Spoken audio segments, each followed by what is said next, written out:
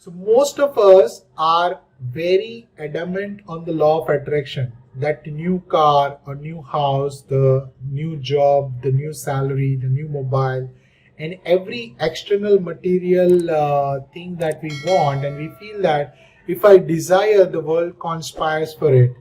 Please understand that law of attraction doesn't work that way. The law of attraction to work, the law of vibration has to be true. What does it mean? The law of vibration says that you vibrate at a frequency of deserving that material things that you desire. If you can vibrate at that frequency, then and then only the universe will give you the attracted things towards you. Otherwise, you will continue to vibrate at a different frequency and you want to attract the things at a different frequency, both frequency mismatch, and it doesn't work in your favor. How many of you are understanding?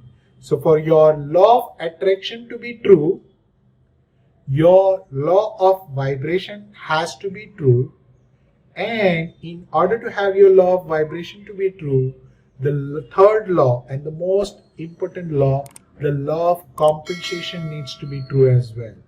And what that law of compensation is?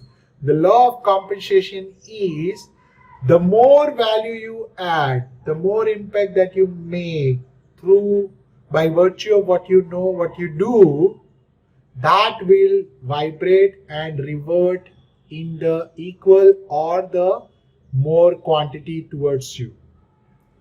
Right? It is a Newton's law, that the third law which we know.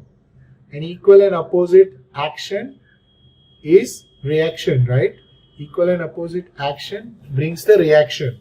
So the same way the law of compensation was that equal action towards imparting the value or impacting the people's life will revert in the form of the wealth, influence and growth towards you. So how your law of attraction works is just by having these three laws together in the same alignment. Law of vibration, you are vibrating at that frequency. Law of compensation, you are adding value. And law of attraction, that when you desire and you receive what you desire.